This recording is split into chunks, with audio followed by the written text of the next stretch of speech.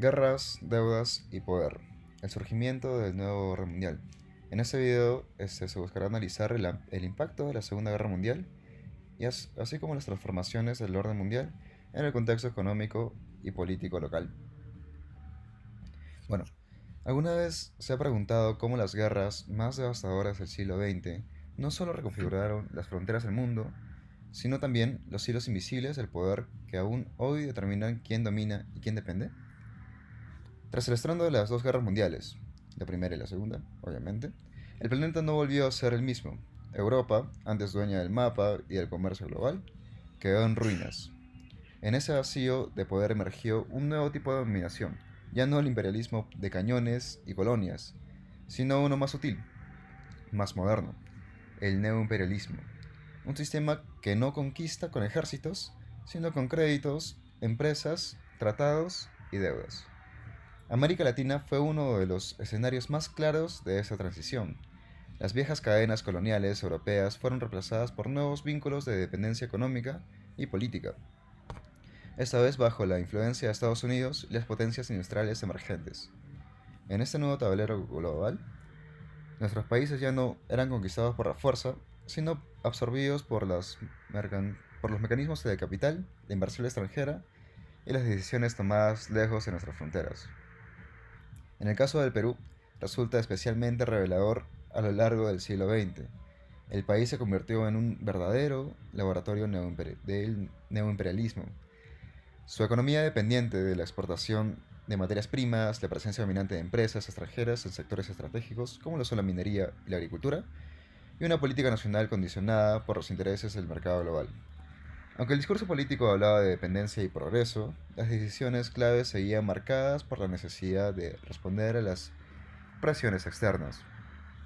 Así, el Perú encarna la paradoja latinoamericana, una nación formalmente soberana, pero inmersa en un sistema internacional que reproduce la subordinación por vías económicas, financieras y tecnológicas. Comprender esta transformación no es solo mirar al pasado, es entender las raíces mismas de las desigualdades globales que aún persisten en el presente. Siguiente. Siguiente. Bueno, ahora vamos a hablar sobre el contexto histórico. Para entender cómo el mundo cambió para siempre, debemos regresar al inicio del siglo XX, una época en la que los imperios europeos creían dominar el destino del planeta. El mapa estaba dividido entre potencias coloniales: Reino Unido, Francia, Alemania, Rusia y el Imperio Austrohúngaro, que controlaban vastos territorios en Asia, África y América. Era un sistema multipolar sustentado en la expansión territorial, la explotación económica y el orgullo imperial. Pero todo ese orden comenzó a desmoronarse con la Primera Guerra Mundial. Entre 1914 y 1918, Europa se autodestruyó. Los imperios austrohúngaro, otomano y ruso colapsaron, y de sus ruinas surgieron nuevos estados y naciones frágiles, mientras las potencias vencedoras intentaban reconstruir un equilibrio que ya no podía sostenerse. El Tratado de Versalles, lejos de restaurar la paz, sembró las tensiones que alimentarían la siguiente gran catástrofe. 2 décadas después, la Segunda Guerra Mundial llevó esa fractura al límite. Esta vez, el conflicto no solo arrasó ciudades, sino que pulverizó el viejo sistema imperial europeo. Alemania y Japón quedaron devastados, Francia y Reino Unido exhaustos. El colonialismo europeo perdió su legitimidad moral y política, mientras que las colonias de Asia, África y América Latina empezaban a reclamar su independencia. Es así que de las cenizas emergieron dos superpotencias: Estados Unidos y la Unión Soviética. Entre ambas se impuso una nueva lógica: la bipolaridad. Ya no se trataba de conquistar territorios, sino de imponer sistemas económicos e ideológicos. Estados Unidos, con su poder industrial intacto, lideró la reconstrucción del mundo. El Plan Marshall, la ONU, el FMI y el Banco Mundial delinearon un nuevo orden internacional bajo su hegemonía. Así, el siglo XX marcó el tránsito del imperialismo territorial al neoimperialismo económico, donde la dependencia ya no se medía en colonias, sino en deuda, en comercio y tecnología.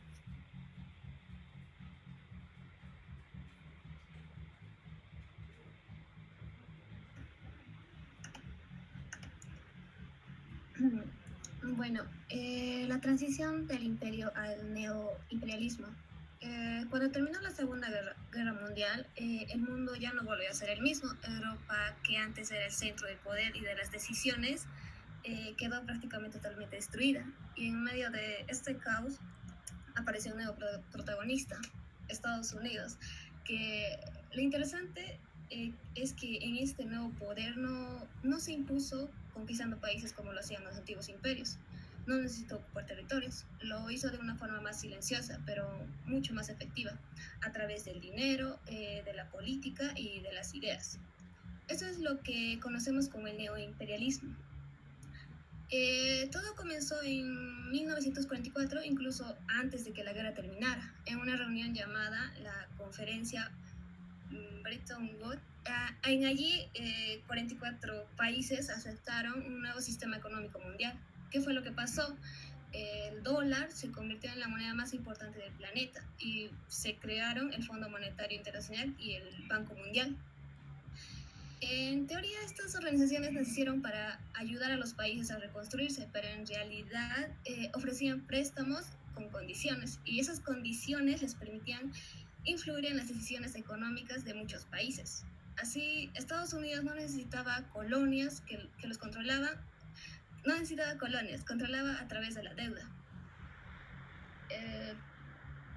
Bueno, pero el poder económico no era suficiente, tenía que existir también un control político y militar. Entonces nace la doctrina de seguridad nacional, sobre todo en América Latina, bajo la excusa de la lucha contra el comunismo.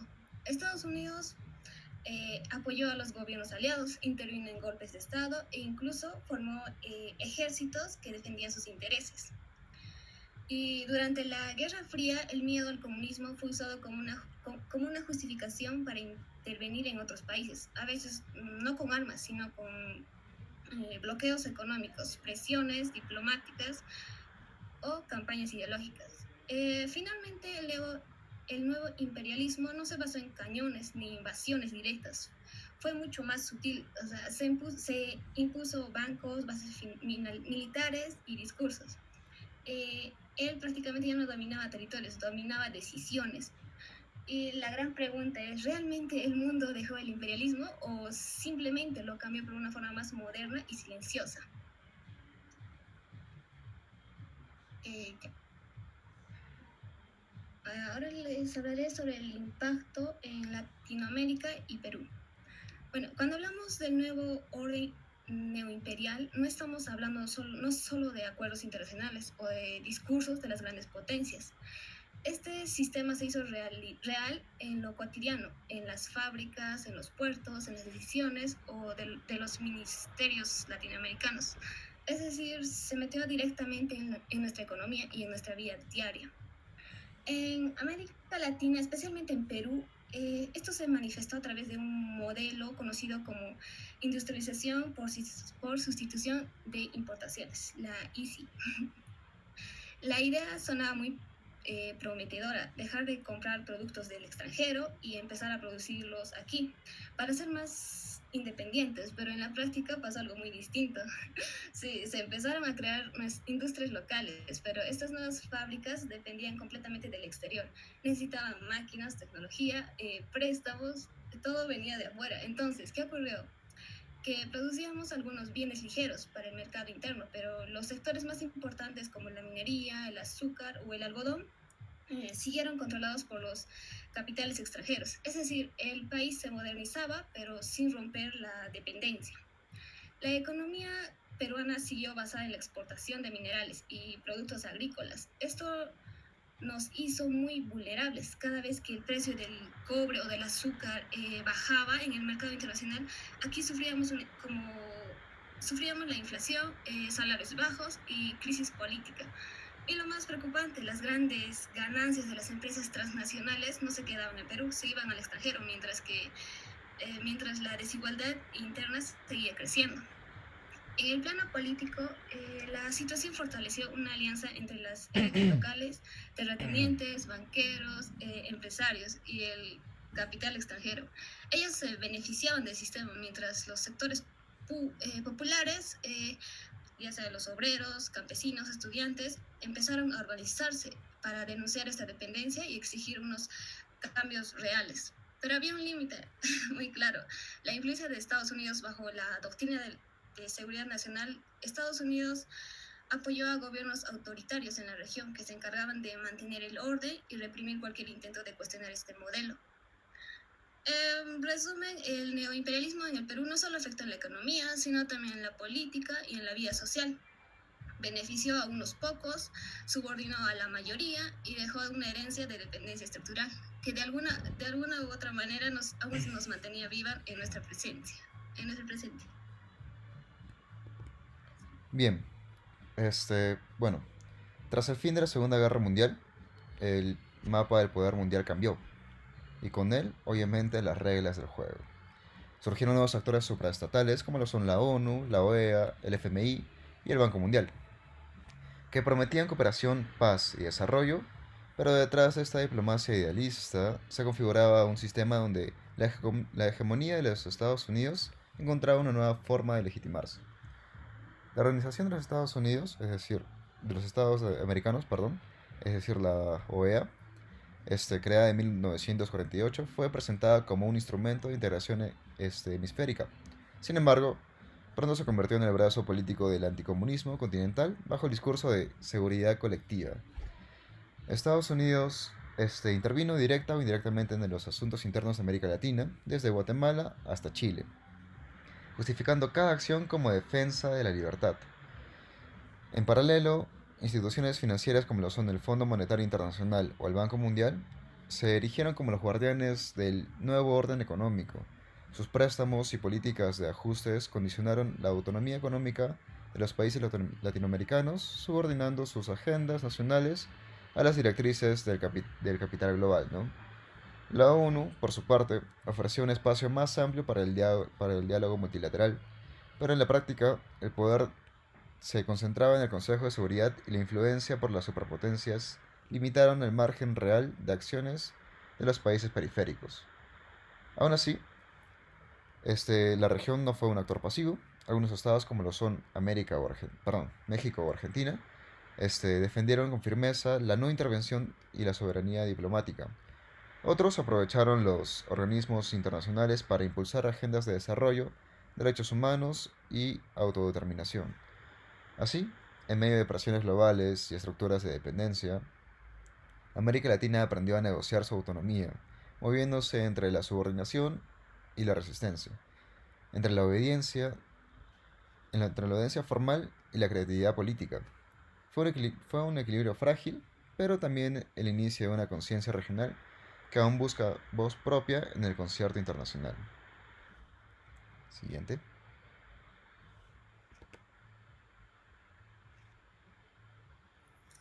Para finalizar, vamos a decir la conclusión de este video. Y nos damos cuenta que al mirar hacia atrás, parece claro que las guerras mundiales no solo se redibujaron fronteras, sino que también levantaron muros invisibles. Muros de deuda, de dependencia y de poder, que como una jaula de hierro aún encierran a América Latina y al Perú. Dentro de un orden internacional que no eligieron, pero del cual dependen para sobrevivir. Max Weber usó esta metáfora para hablar del peso de las estructuras que limitan la libertad humana. Hoy, esa imagen cobra una vigencia inquietante. Las instituciones nacidas en la posguerra siguen regulando los márgenes de nuestra autonomía.